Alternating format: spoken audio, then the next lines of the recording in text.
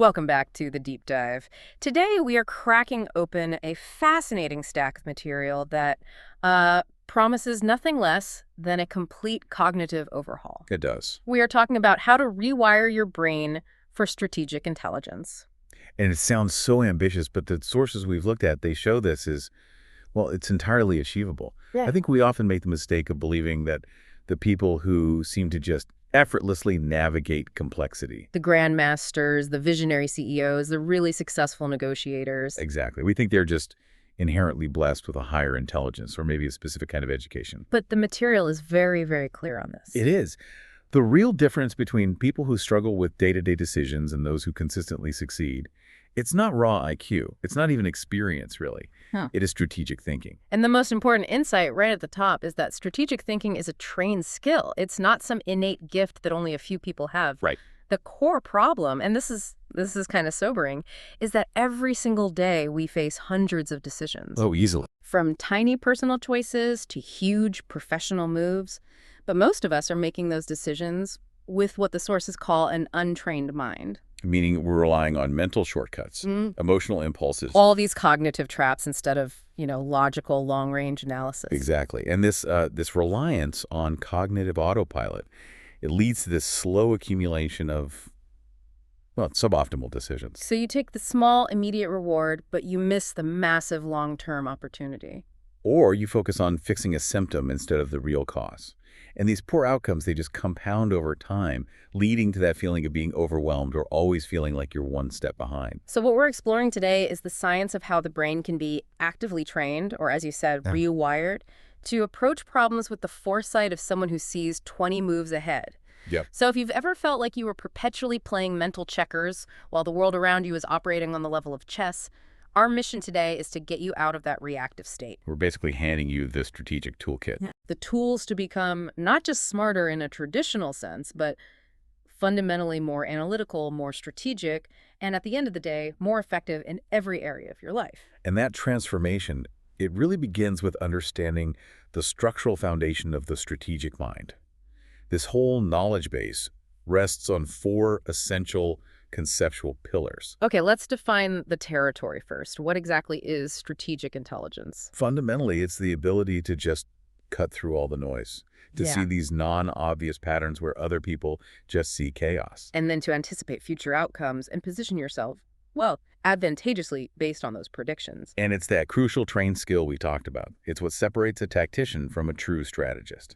And the first pillar we absolutely have to install is systems thinking. This is probably the biggest conceptual leap for most people. Oh, it's massive. Because it requires abandoning the idea of isolated cause and effect. Systems thinking is the recognition that everything, is connected. So a non-strategic mind sees an isolated event, a failure, a success. Hit market shit. Right. But the strategic thinker instantly sees that event as just a manifestation of an entire ecosystem of relationships. Which completely shifts your problem-solving focus. Okay, let's use that business example we saw. A company loses customers. The non-strategic view is, well, it's narrow. It's blame the sales team. Or the product is bad. Right. That's just fixing the symptom. The systems thinker, though, they immediately widen the frame. They look at the entire interconnected web. So they're asking, what are the market conditions doing? How are our competitors influencing demand? What's the state of our employee morale, which affects service quality? Is there some hidden issue in the supply chain that's jacking up costs? Are the customer feedback loops broken? Exactly. They're looking for the structure that generates the problem. Because they know if they just fix the sales team without fixing the underlying incentive structure or the market positioning, the problem will just pop up somewhere else. It always does. So the core message of systems thinking is, when you're faced with a problem, you have to look 2 steps away from the immediate pain to find the real leverage. Precisely. And once you can see the system, you have to understand how it operates over time. Which brings us right to pillar 2, temporal thinking. This is the ability to hold and evaluate outcomes across totally different time horizons. Simultaneously. You're thinking 6 weeks, 6 months, 2 years, maybe a decade from now. It's a profound shift away from the short-term focus that just dominates modern life. And that short-term focus, it's driven by instant gratification, right? The dopamine hit of the immediate win. Absolutely. And temporal thinking requires you to suppress that instinct entirely. Because the strategic thinker understands that the most important consequences of any decision, they rarely show up right away. In fact, a lot of strategically sound decisions look painful, or expensive, or just suboptimal in the short term. Hmm. But by optimizing for that longer time horizon, you commit to actions that create massive, compounding, and often irreversible advantages. The Warren Buffett example is perfect here. His whole edge relies on ignoring short-term noise. Totally. While other investors are obsessing over quarterly reports and market volatility, he's playing a multi-decade game. He's letting compounding interest and time do the magic for him. You can apply that to a career, too. A non-strategic approach might be to just take the job with the highest salary this year. The short-term win. But the temporal approach might be to choose a role with lower pay, but exponential learning potential. Because you know that skill development will lead to disproportionate income 5 or 10 years down the line, you're optimizing for the maximum area under the curve, not just the peak of the curve this quarter. That requires incredible patience. Okay, moving on. Pillar 3 is probabilistic thinking. This moves us away from binary yes or no thinking and into the world of, well, quantified uncertainty. So we have to stop asking, will this project work, yes or no? And start asking, what is the probability this specific outcome will occur? What's the range of probabilities for failure versus massive success? And what's the expected return across that whole range? Strategic thinkers deal in probability distributions, not certainties. They know 100% certainty is a fantasy. And the power here is that it lets you make really good decisions even when you're facing high uncertainty. Because you're calculating the overall risk and reward structure. Look at Jeff Bezos with Amazon. When he started, he couldn't have been certain that Amazon will become this specific company. Of course not. But what he did calculate was a high probability that internet commerce as a macroeconomic trend would grow exponentially. So he positioned himself to capture value from that trend, no matter what the specific outcome of his initial plan was. His strategy wasn't betting on Amazon's specific features. It was a bet on a high-probability macroeconomic trend. So when we're making a tough choice, we shouldn't be hunting for guarantees. We should be calculating expected value based on the best probability distribution we can estimate. Absolutely. And that leads directly to the final pillar, leverage thinking. This is the secret to efficiency. It is. It explains why strategic thinkers seem to accomplish so much more than others with seemingly less effort. They aren't just working harder, they're working at the right spot in the system. They understand that inputs and outputs are not linear. They focus their finite energy on these high-leverage points where a small investment of time or capital or intellectual focus, it creates a disproportionately large systemic output. So spending weeks thinking through a core decision about product architecture. Right. That might save you months of execution time, development costs, and painful bug fixing down the line. That's a high-leverage intellectual investment. Can you give us a more personal example of this? Because I think most people confuse effort with leverage. Yeah, sure. Think about learning. The low-leverage activity is trying to memorize a bunch of facts for a test. Yeah. Cramming. High leverage is spending time learning meta skills, like speed reading or memory techniques or critical thinking frameworks. The few hours you invest in those meta skills, they yield disproportionate returns across every single learning task you ever undertake after that. So it's the difference between running on the spot and installing a new, faster engine. That's a perfect way to put it. So when you combine all four systems thinking, temporal thinking, probabilistic thinking, and leverage thinking, you have the analytical framework. The sources are clear that this framework is useless unless you address the enemy within. The mental autopilot. And that's the next critical step. It is. Knowing the 4 pillars intellectually is just academic. Applying them means overriding the brain's default lazy settings. And the diagnosis, like you said, is stark. The brain is designed to be lazy. But for a very good reason, evolutionarily speaking. Oh yeah, it's purely for energy conservation. The human brain is incredibly expensive. It consumes about 20% of the body's total energy. That's wild. It is. So over evolutionary history, the brain developed these mental shortcuts, or heuristics, to automate routine decision-making. Things like knowing how to drive or tying your shoes. It's highly efficient for routine tasks. But when a complex challenge comes up, one that requires novel analysis, those same shortcuts are catastrophic. They lead us directly into these mental autopilot traps. The first one is pattern matching without context analysis. Okay, what does that mean? When you face a new challenge, your brain instantly scans its memory for the closest similar experience and just applies the old solution. Which is great if the underlying dynamics are the same. But it fails spectacularly when surface similarities hide fundamental changes underneath. We see this all the time in business. Leaders who succeeded in a stable, predictable market, they keep applying those same patterns, the same sales structure, same product strategy. Even when the market suddenly becomes volatile or gets disrupted by new technology. Yeah, exactly. They're blindly applying old patterns without pausing to analyze the new context. They're confusing familiarity with functionality. Okay, the second trap, and this one undermines performance right when we need it most, is emotional hijacking. This is a classic survival mechanism. When the stakes are high, when deadlines are looming, or when you perceive any kind of threat, financial, social, physical stress hormones like cortisol, just flood your system. And that actively impairs the prefrontal cortex. Yep, the part of the brain responsible for working memory, cognitive flexibility, long-term planning. The primitive parts of the brain take over. They narrow your focus to immediate action. And that often results in rash or really short-sighted strategic choices. So the very act of feeling pressure to make a good decision triggers the exact neurochemical state that's least conducive to making a good decision. It's profound irony.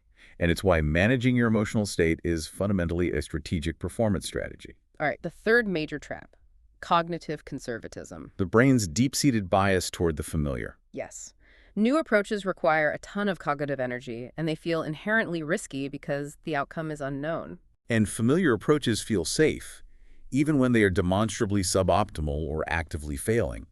This conservatism explains why people stay in unsatisfying jobs, why organizations struggle to innovate. Why market leaders are so often the ones that get disrupted. They stick with the suboptimal status quo because the alternative just requires too much mental effort. So to break these cycles, we need to develop cognitive control, this mental override system. It sounds like a muscle we need to build. It is, and it starts not with acting, but with observing.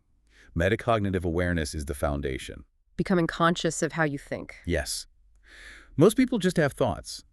Strategic thinkers develop an internal observer who watches those thoughts. It notes when you're using shortcuts, when you're reacting emotionally, or when you're avoiding analysis. You move from being the subject of your thoughts to the detached observer of your thought process. That internal distance seems vital for catching yourself mid-shortcut.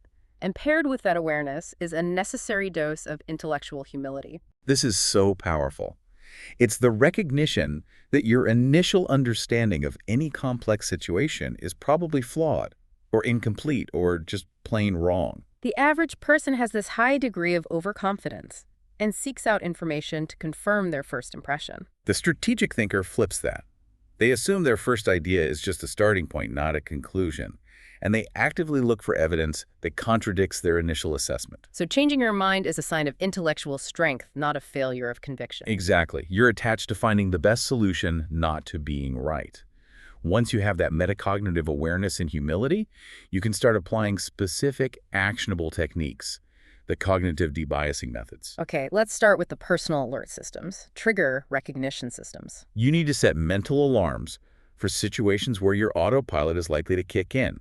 Triggers could be feeling intense urgency, having a strong emotional reaction, Or finding yourself feeling stuck and unable to proceed. or realizing you're actively avoiding looking at certain data points.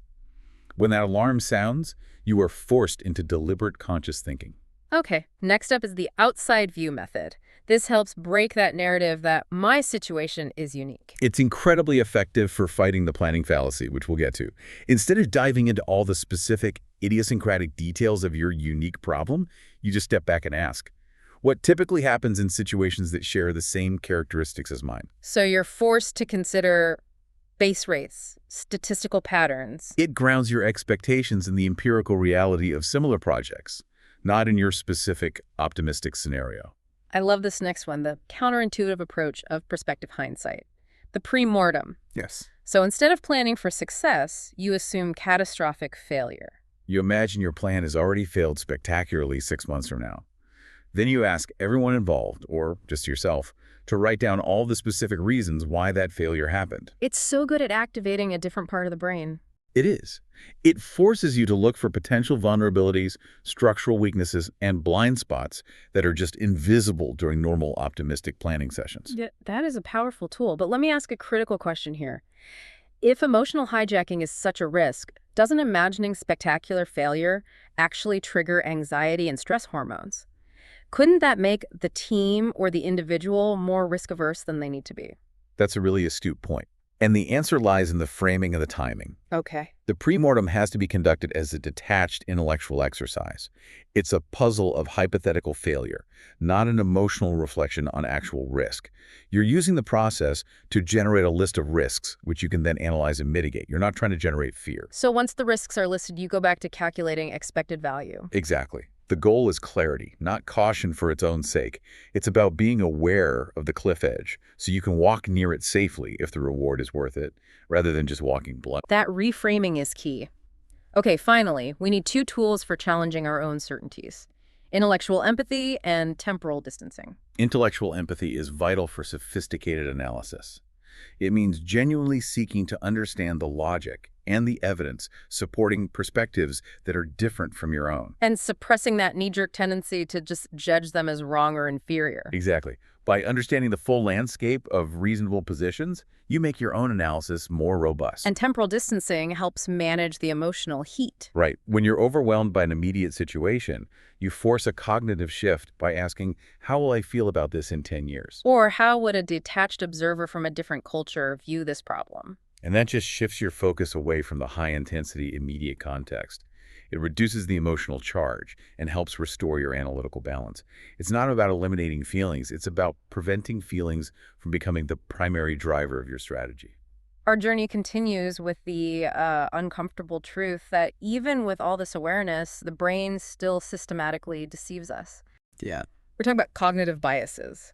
Those predictable, systematic errors that exist because the brain takes shortcuts to manage the sheer complexity of the world. And we have to stress this again. These biases are active in everyone, including experts. They're often strongest precisely when the person believes they are being highly rational. We can group them into how we process information and how we make predictions. Yep. Let's tackle information processing first, starting with the titan of mental errors: confirmation bias. The most dangerous. It's insidious because it creates the illusion of validation. How so? Once you form an opinion or a hypothesis, your brain automatically starts filtering new information to confirm that belief. And at the same time, it ignores, dismisses, or rationalizes away any contradictory evidence. So if you believe strongly in an investment, you'll naturally seek out news articles and experts who support that investment. And the sources point out that the more intelligent and diligent you are, the deeper you can dig yourself into this hole. Because you can find more sophisticated ways to filter the information. Exactly. You generate more sophisticated arguments for your flawed position, and you become more confident. Not because you found the truth, but because your rigorous process was only applied to supporting evidence. So you have to deliberately force the search for disconfirming evidence? You have to. Okay, next up is the availability heuristic.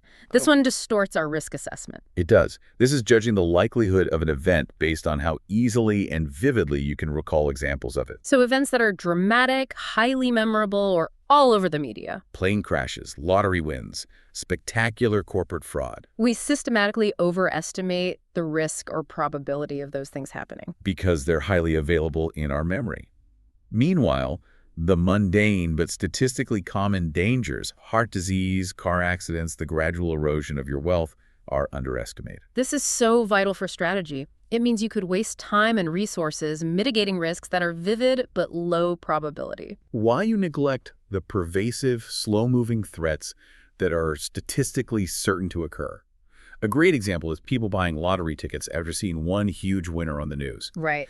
That single, vivid success is so available that it completely overrides the statistical reality that the probability of winning is practically zero. And the third major information processing bias is anchoring, the power of the first number. Anchoring dictates that the first piece of information you encounter disproportionately influences all of your subsequent judgments. Even if that initial information is totally irrelevant or arbitrary. Right. If I ask you to estimate the population of Turkey after I show you the number 10,000, your estimate is going to be way lower than if I anchor you with the number 100,000. And this applies everywhere. It explains why the first offer in a negotiation is so powerful. Why the initial price of a stock sticks in our mind. Why it's so hard to update deeply held opinions. We use that anchor as a reference point, and then we make insufficient adjustments from there. Okay, Moving on to the prediction biases. We encounter the infamous planning fallacy. Oh, the universal human tendency to systematically underestimate how long projects will take and how difficult they'll be. Even when our own past experience clearly proves us wrong. It plagues every single domain. Software development, construction, writing a novel, finishing personal goals. Why does it happen? It happens because when we predict our specific project, we focus entirely on the ideal path, our detailed plan.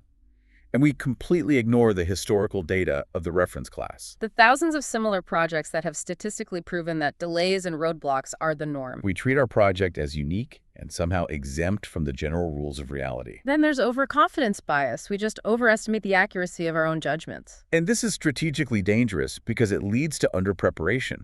Studies show that when people think an event has a 5% chance of occurring, it actually happens closer to 20 or 30% of the time. So if you're overconfident in your primary plan, you won't invest the necessary time, money, or energy into developing contingency plans. Creating the very fragility that leads to catastrophic failure when those unlikely events inevitably happen. And finally, the most frustrating bias of all, the bias blind spot. This is the tendency for us to recognize and diagnose cognitive biases in others, In our political opponents, our business rivals, our spouses. while remaining completely blind to the very same biases in our own thinking. Just knowing about biases is not enough of a shield. Knowledge is not the same as being able to catch them in real time. Not at all, which is why we need systematic countermeasures. So how do we systematically fight these predictive lies of the brain? We start by challenging our own assumptions with red team analysis. This is not just agreeing to disagree. It's a structural process. You consciously assign an individual, or you adopt a persona, whose only job is to ruthlessly and intelligently argue against your preferred strategic position. So you're deliberately trying to poke holes in the reasoning, the data, the assumptions. And if your strategy can't withstand a well-resourced attack from the red team, it is fundamentally weak. Okay, and to combat the planning fallacy and all the over-optimism it creates, we use reference class forecasting. This is a powerful antidote. Instead of asking, how long will my specific software project take? You first identify the reference class. So similar software projects across the industry. You then use the statistical outcomes of that reference class, the average duration, the average cost overruns, to anchor your prediction. Only after that statistical anchor is set do you look at the unique details of your plan. It grounds your prediction in empirical reality rather than subjective optimism. Yes. And for navigating really complex decisions where multiple factors are interacting, we need structured decision frameworks. Relying on intuition when the stakes are high is a recipe for disaster. Using tools like decision trees or weighted scoring models, or even just pros and cons lists that force you to do quantitative assessment, it helps externalize your judgment. So it forces you to explicitly identify the factors, assign weights, and quantify your judgments. And that minimizes the chance that anchoring or availability or confirmation bias can sneak in and hijack your final choice. It replaces gut feeling with transparent, auditable analysis. Okay, now we move into the operational side of strategic intelligence, the toolkit. And mental models are described as maybe the most powerful cognitive structures available to a strategist. They are. They're simplified representations of how the world works, and they allow you to transfer insights from one domain, like physics, to another, like business strategy. It's the conceptual cross-pollination that specialists often miss. They do. They focus too deeply on domain-specific facts, while the strategic thinker is focusing on the underlying forces at play. The classic universal example is compound interest. We usually teach it in finance, but its true power is as a generalized mental model. Exactly. Understanding compound interest means understanding exponential growth, how small, consistent efforts applied over a long time lead to these nonlinear results. So it applies to learning. Right. Building new knowledge on previous knowledge creates exponential gains in understanding. It applies to relationships. Small acts of trust or kindness, they compound over years. So strategic decisions should always try to activate compound interest. To create exponential, not just linear, results in all areas of life. Let's look at some other essential mental models for strategy, starting with feedback loops. This is a direct extension of systems thinking. A feedback loop is just a situation where the output of a system routes back as an input, creating an ongoing cycle. And we deal with two main types. Positive feedback loops. And negative feedback loops. Positive loops amplify change, leading to exponential growth or, more dangerously, exponential decline. So think of social media virality. More users attract more content creators, which attracts even more users. A runaway positive loop. Or, conversely, a spiral of debt and increasing stress, which leads to worse decision-making, which then generates more debt and stress. So strategically, you want to identify and reinforce the positive loops and disrupt or dampen the negative ones. Right. And conversely, negative feedback loops create stability by counteracting change. Like a thermostat. The human body is full of them. A thermostat stabilizes temperature. Your body shivers when it's cold.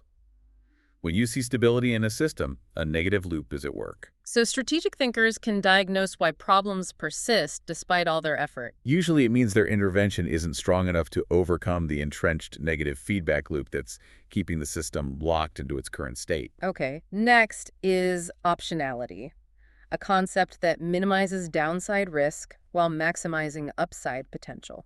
Optionality means structuring your choices so you have the right to act on a future opportunity, but critically, not the obligation to do so. Options have value. So in your career, having diverse high-demand skills gives you career optionality. Right. You can choose from several paths rather than being locked into one failing industry. In business, maintaining financial reserves creates optionality to acquire a competitor cheaply during a downturn. Strategic thinking is constantly seeking to maximize positive optionality. And when you're faced with multiple options, we use expected value thinking.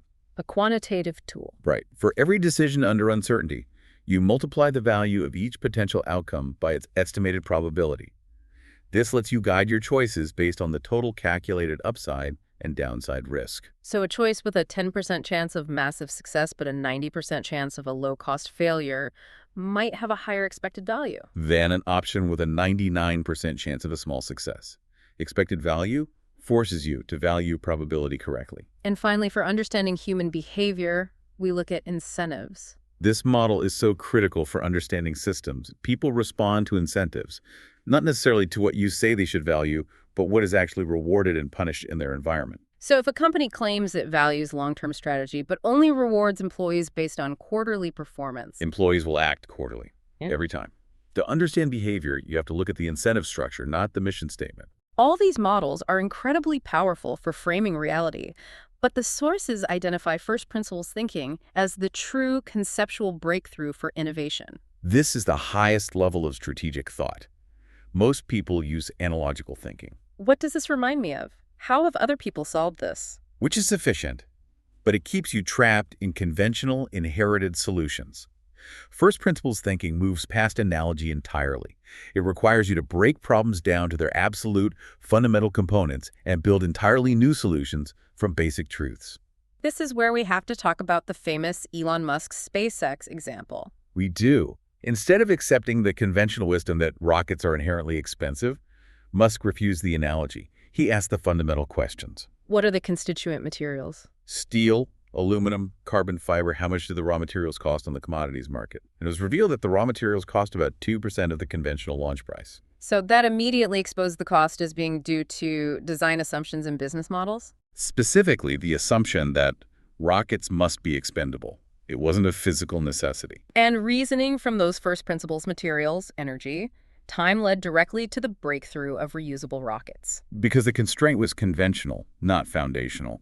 This process requires 3 steps. First, identify and question assumptions. You have to constantly ask, why is this true? And what if this were fundamentally false?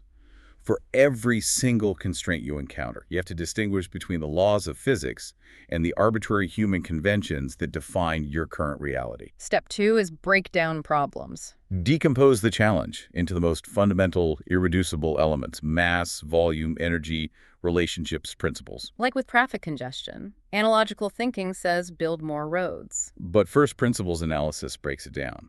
It's an inefficient use of fixed space over time to move units, people, or cars. And that decomposition instantly leads to completely different potential solutions. Like optimizing vehicle density, shared autonomous fleets, or dynamic time pricing. Solutions that challenge the whole paradigm of single-occupancy vehicle ownership. And the final step is rebuild solutions. You construct new possibilities from these basic building blocks, unconstrained by conventional thought. And this process is essential for personal strategy, too. So instead of following the conventional career trajectory, You apply first principles. What problems do I find genuinely engaging? What are my fundamental energy sources and talents? And you build a career based on those core truths, creating a new, personalized, often high-leverage role that uses your unique configuration of strengths instead of just fitting yourself into a conventional job title. knowing the models is the theory. Applying them when the heat is on, that's the practice. Yeah. Part 5 is all about advanced application, starting with mastering decision-making under pressure. We already know that stress hormones impair analytical thought. So we need techniques to make sure our cognitive function stays online during a crisis. The primary technique is stress inoculation. So you deliberately practice decisions in high-pressure controlled environments. Simulations, war games, time limit drills, you repeatedly expose your brain to that stress state. So it develops the neural pathways to maintain cognitive clarity despite the flood of stress hormones. It trains the analytical mind to stay accessible under duress. And when our natural cognitive ability is compromised, we have to rely on predetermined decision-making protocols. The material points to the OODA loop. That's right, the OODA loop. Observe, orient, decide, and act. It was developed by military strategist John Boyd, and it's a framework for maintaining analysis without succumbing to analysis paralysis. Especially in fast-moving, high-stakes environments, how does this sequence help us under pressure? First, observe. You're taking the raw data from the environment, and you ignore the pressure to act immediately. Second, orient. This is the most critical step. This is where you use your mental models, your bias awareness, and the system context to make sense of the data you just observed. This is where the strategic thinking happens. Third, decide. Based on your orientation, you choose a course of action. And fourth, act. Implement the decision. And crucially, the loop is cyclical. As soon as you act, the environment changes, and you immediately restart the observation phase. The goal is to cycle through that loop faster than your opponent or faster than the environment is changing. That's how you gain a critical time advantage. We also use the 1 on 10-10 rule to maintain perspective. Yes. When a decision feels urgent, the brain fixates on the immediate consequences. The 1 on 10-10 rule forces temporal perspective. You ask yourself, what will be the impact of this decision in 10 minutes? In 10 months. In 10 years? And this just quickly reduces the emotional charge of the immediate stressor and helps you weigh that short-term discomfort against the long-term strategic gain. And under tight deadlines, we have to adopt the good enough standard. Perfectionism is the biggest strategic killer when time is scarce. A strategic leader identifies the minimum viable criteria necessary for an acceptable outcome. And they choose the first option that meets those criteria. And they execute. They reserve exhaustive analysis for low-pressure situations or decisions that are difficult to reverse. Don't let the pursuit of the perfect decision prevent you from making the good decision on time. Okay, moving on to pattern recognition and anticipation. How do we develop the ability to see patterns before they become obvious to everyone else? It starts with systematic observation. You have to move past just anecdotal noticing. It means keeping records, tracking key variables, and consciously testing hypotheses about recurring cycles and themes. You're looking for similarities in the structure of different situations, not just the content. Right, and the power of cross-domain pattern recognition is immense here. This is where those mental models really pay off. They do. You recognize that the mathematical principles governing network effects in technology, where value grows exponentially with each new user, apply equally to how social movements or ideas spread. Or understanding viral spread models from epidemiology. Gives you immediate insight into how market panic or fear or excitement propagates through financial systems. A strategic mind is continuously transferring successful models from biology or physics or history into their current domain. And this systematic anticipation gets formalized through scenario planning. Instead of trying to predict the future, which is impossible, you develop 3 or 4 plausible futures, A, B, C, and D, and then you identify the early warning signals that would indicate you're moving into one of those specific scenarios. So that makes the strategic thinker incredibly sensitive to emerging patterns. Because they've already mentally rehearsed the implications of those signals. Finally, let's revisit systems thinking and leverage points in an advanced context. The crucial insight here is that behavior is generated by structure. This has to be internalized. Changing an individual's behavior through training, motivation, punishment, without changing the structure of the system they operate in, it's just a temporary fix. Because the structure, the organization chart, the compensation policy, the information flow, It will inevitably pull the behavior right back to its previous equilibrium. Donella Meadows' leverage points hierarchy gives us the ultimate roadmap for this. Let's walk through the hierarchy from lowest to highest leverage. Okay, the lowest leverage intervention is changing numbers, adjusting budgets, targets, simple metrics. It influences behavior, but it's easily overwhelmed. Cutting a budget doesn't change the underlying need for the spending. The next step up is changing elements. Replacing personnel or introducing new technology. This is more effective, but it's still working within the existing system constraints. If the structure is flawed, new personnel will often fail in the exact same ways the old personnel did. Okay, moving into high leverage, we find changing connections or rules. This is powerful. Changing who talks to whom, the information flow, or changing decision-making authority, or changing the explicit rules like incentive structures or policies, that dramatically alters the system's operation. Like changing the rule in a school from grading based on rote memorization to grading based on demonstrated application of concepts. That fundamentally shifts what students prioritize and how they learn. But the single highest leverage point offers the potential for true fundamental transformation. And that is changing the paradigms or mindsets from which the system arises. A paradigm is the set of deeply held, shared beliefs and assumptions that define what people in a system consider possible or necessary or desirable. So when Copernicus changed the paradigm from a geocentric to a heliocentric universe, It didn't just change a few numbers, it changed everything downstream: science, religion, philosophy. Strategically, challenging the fundamental assumptions of your industry, like the assumption that employees have to work 9 to 5 or that every customer has to own a physical product that offers the greatest potential for transformation. our final major section addresses the necessity of remaining strategic in a world that is changing so rapidly. The material warns that cognitive rigidity, things like the sunk cost fallacy or the status quo bias, becomes the greatest liability. Absolutely. Adaptable intelligence is the strategic mind's commitment to self-correction. It's the ability to update your thinking patterns and abandon ineffective approaches quickly as circumstances change. And this relies heavily on maintaining that core intellectual humility. So this requires active belief updating. Most people treat their core beliefs like sacred objects. They only update them when contradictory evidence is undeniable and overwhelming. But the adaptable thinker updates continuously. Based on small signals and weak evidence. This means performing regular belief audits, actively seeking out intelligent people who disagree with you, genuinely trying to understand their reasoning, and making sure your core beliefs can withstand informed scrutiny. If you can't articulate the strongest argument against your own position, you don't fully understand your position. That's the test. And given the accelerating pace of change, we have to increase our learning velocity. We have to literally learn faster than the environment is changing around us, or we become obsolete. Which means focusing our learning efforts on meta skills: critical thinking, pattern recognition, conceptual modeling, communication. Because those skills transfer across domains, and they maintain their value, even when specific technologies or market details become irrelevant. So we have to adopt an experimental mindset. Treating every strategy not as a guaranteed plan, but as a hypothesis to be tested, modified, or discarded quickly based on feedback. Finally, let's talk about the path to implementation.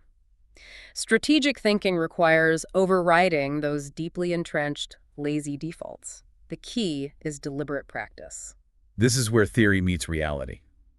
You have to intentionally practice these principles in progressively challenging real-world situations, starting with low-risk decisions. And for truly systematic improvement, the single most critical tool is the decision journal. It is. What should the listener be recording in this journal to maximize their strategic growth? It's highly structured. For every significant decision, professional or personal, you record a few things. 1, the decision made. 2, the situation and the data you had at the time. 3, the specific strategic principles or mental models you intended to apply. You write down, I will use reference class forecasting, or I will check for confirmation bias. 4, the specific reasoning you used. And 5, the probability and expected value you assign to the outcome. And then later, you review the outcome against the process. Precisely. You track the eventual outcome, and critically, you assess the quality of your thinking process, not just the luck of the outcome. A good strategy can result in a bad outcome, and a bad strategy can result in a lucky good outcome. But if you track the quality of your thinking process, your consistency in applying sound principles, you will systematically improve your probability of success over the long run. #outro. We've covered a massive amount of ground today, providing the toolkit to transition the mind from reactive pattern matching and emotional impulse to a strategic approach rooted in systems, probabilities, temporal perspective, and high leverage. The transformation is absolutely possible. But the final challenge is one of consistent discipline. These principles, seeking contradictory evidence, managing complexity through frameworks, maintaining adaptability, they will only evolve and deepen as they are applied rigorously. Especially when you're under the pressure of the moment, the brain now has the blueprint to outsmart virtually any complex situation. And that realization leads us to our final provocative thought. The ultimate reward for achieving strategic mastery is conceptual independence. Once you truly master first principles thinking and systematically defeat your own cognitive biases, you are no longer constrained by other people's conventional assumptions about what is possible or necessary. You become conceptually free. Free to innovate, to construct solutions that fit the actual requirements of the situation, and to lead with confidence in a world that requires fresh, unfettered thinking. The choice to begin the training, as always, is yours.